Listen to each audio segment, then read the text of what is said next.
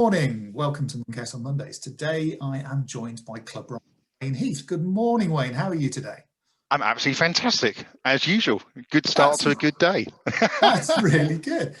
You've always got a big smile and a happy laugh, Wayne. It's always lovely to talk to you. Oh, good news. I'm glad you think that way, because it helps me get start the day so I can carry on through the rest of it. Brilliant. Heaven knows how much coffee you've drunk to get yourself into this state. But I'm about a 5 in. There you go. We've worked it out. So, Wayne, how's lockdown 2 been for you? What have you been up to? You keeping active? Oh, very much active. Family have bought new bikes, so that's been exciting. And it actually means we've had some family time, which is always nice to be able to do. Took my daughter to Bikeability this morning. I think I was, which was actually quite funny because she had to practice to have a right arm out or a left arm out, and was very concerned that she may fall off in so doing. So that was a good one. So that's been exciting. My other part of my personal piece, apart from sort of exercise, is that I play the drums, which you might remember. Yes, yeah. That keeps me fit because I can build up a sweat because I have my own studio and I can play and make as much noise as I want in a garden. Not to the detriment of my neighbours. So that's kind of what I've been doing to keep active. That's brilliant. Oh, I'm always quite envious of people who can play musical instruments. It's something I've never really picked up. But you haven't heard me play though. Yeah, absolutely. Okay, Wayne. So look, just for the start of the conversation, give us a bit of background about ClubRight, because I really like your story. I think we first met. It was a UK Active Flame Award, actually. It was, yes, a few years ago now. Yeah, absolutely. So share that story. Yeah, ClubRight itself, it comes from a real need, I suppose, for my wife and I. My wife and I had gyms, and we were looking at the time we ran our business with spreadsheets, bits of paper, and things were getting harder and harder. And the more members we amassed, the tougher that job became. So I started to look and research, like most people, business owners will do, for software providers, because I thought to myself, well, I needed something to make my life easier. In that research, I couldn't find anything that was simple and easy and affordable. And I sat back and thought, I can do a better job than this. I can create something. I'm not a coder. I've got no desire to be, but I'm a business person. I understand the logic of process and how to make things happen. And my challenge was to make something simple and easy to use. And that's what we've done. And ClubRight is all about being simple, easy, and a system that anyone can get used to in an affordable way so they can do what they need to do to grow their business. Okay, brilliant. And you're primarily in the independent marketplace. How many sort of clubs do you work with at the moment with ClubRight? Oh, I can't give an exact number, but we're very high hundreds is what I'm going to say. Okay, that's fantastic. And our growth is fundamentally through referral. It's also through the partners we work with. We have some very good partners in the industry that support us, and we in turn support them.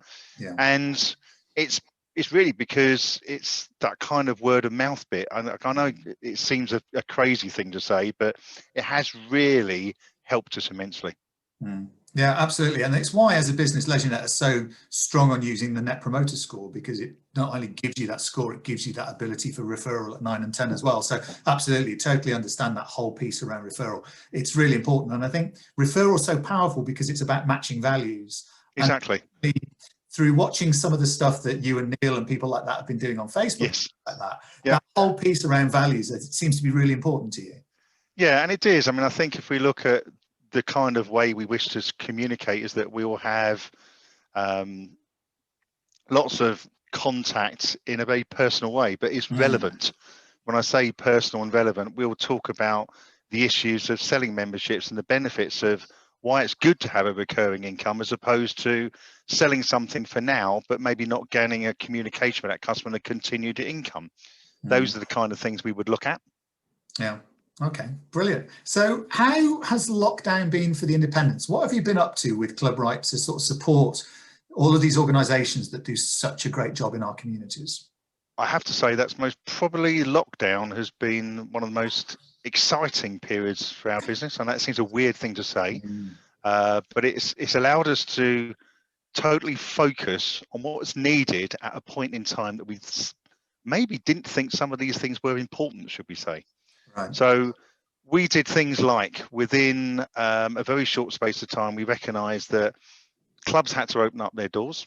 They may not be physically able to open up their doors, but they needed to do it virtually. We created, within 3 days, an integration with Zoom. Okay. That was launched on a sort of a worldwide platform, for want of a better word, allowing customers that could be a personal trainer or a gym to suddenly start engaging and selling their services across the world, in essence. Right. Mm-hmm. You then have the on-demand side. So then we built the on-demand platform as part of our members app. That's really quite exciting, because one of the things I see a lot of independent club owners do, and they're very, very passionate to give out lots of free information, too much free information sometimes. And when you think the knowledge and expertise that every independent gym owner or PT has, why give it away for free? Yeah. So the on-demand platform, we'd be able to monetize as well. Okay. So what it then means is that the club could sell on-demand content that they've created and built and put onto the platform, which can then be shared on the members app in their phone. I keep holding my hand up and I've got a phone in my hand, but I don't know why I'm doing that. Weird. But anyway, in essence, by doing that, they could then charge for video content. It could be other content. It could be nutritional content. So maybe a diet program or something along those lines. So help of how to cook food, recipe ideas. All this kind of content can be put onto on demand, and it has a value. Yeah. Loyalty, it meant that a lot of customers could then make sure that, and it was really key, and it's quite an interesting point, where the vast majority of independent gym owners, their members continue to pay their memberships. Right. For one good reason. They didn't want their club that they love dearly to disappear and not open the doors when their chance was there to reopen the doors. Right. So of course there's a huge amount of support for that. And in so doing, the on-demand and Zoom meant that the gym owner could give back something to the client, even though they may not actually be able to use, for example, the physical gym. What they could do is get content and have a relationship, which we felt was really important. No, absolutely. Alongside that, we then have the track and trace feature, which we introduced, which did go down an absolute storm. One of the things that I could see happening, and one of the concerns I had, was that it was becoming clearer and clearer as time was going on in lockdown 1, as we call it, as opposed to lockdown 2, where we are right now. But it was becoming evident that irrespective of the size of the premises, that gym owner would have to be able to regulate how many can be in at any one time within the gym. Now, I could see that our booking system could work to make booking slots, and then you can have 10 people in for a period of time, another 10 people in, another 10 people. It's not very practical, because that's not how people work. Right. So what we managed to do is build a track and trace, so people could set up the amount of people at any one time. So you could set a limit on the club, a limit on how many classes. People can swipe in and swipe out, which meant that at any one time they could see who was there.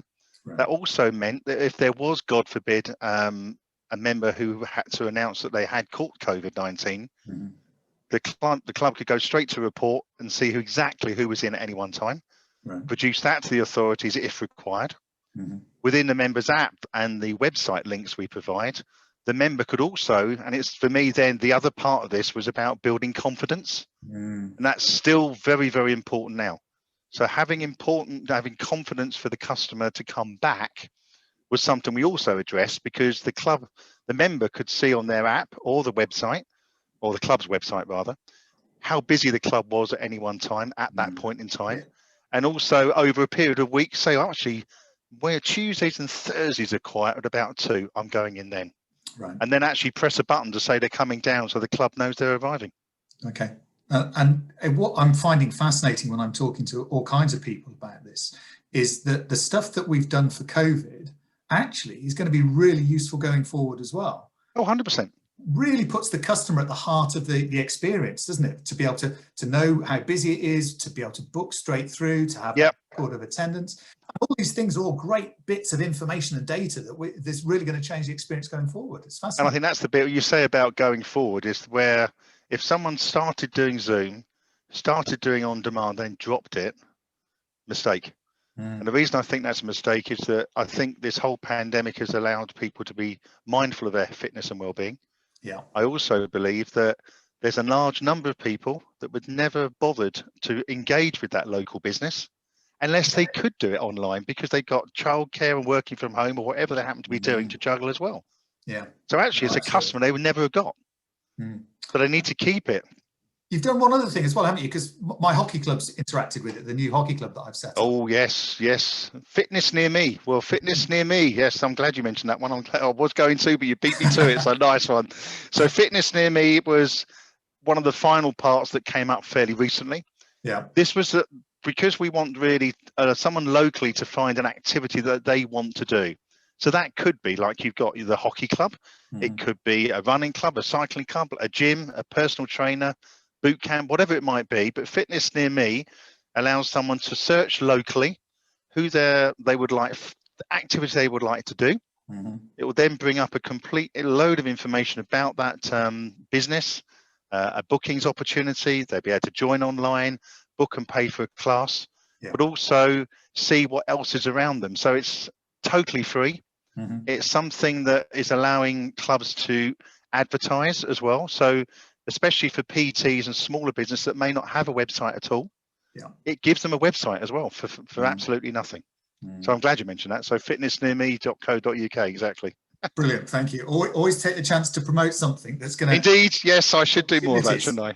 No, absolutely. No, I totally agree. So, Wayne, you've been in this industry for a long time. You've owned your own clubs.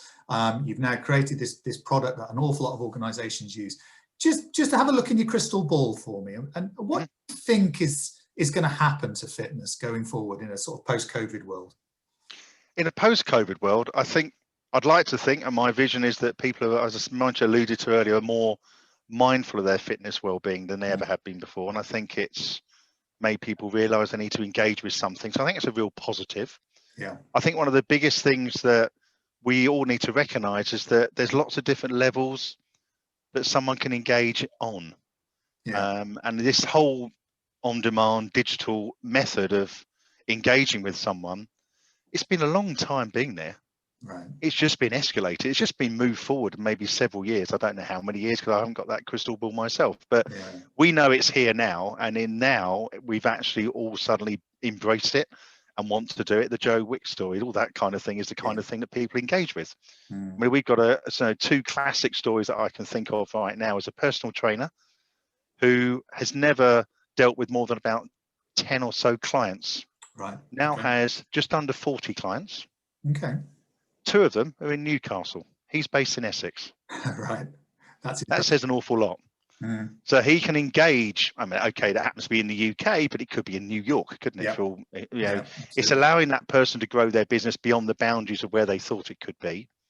But it's also the accessibility of it. I think accessibility of being able to move away into, I mean, we've been trying to move to a cashless society for many, many years.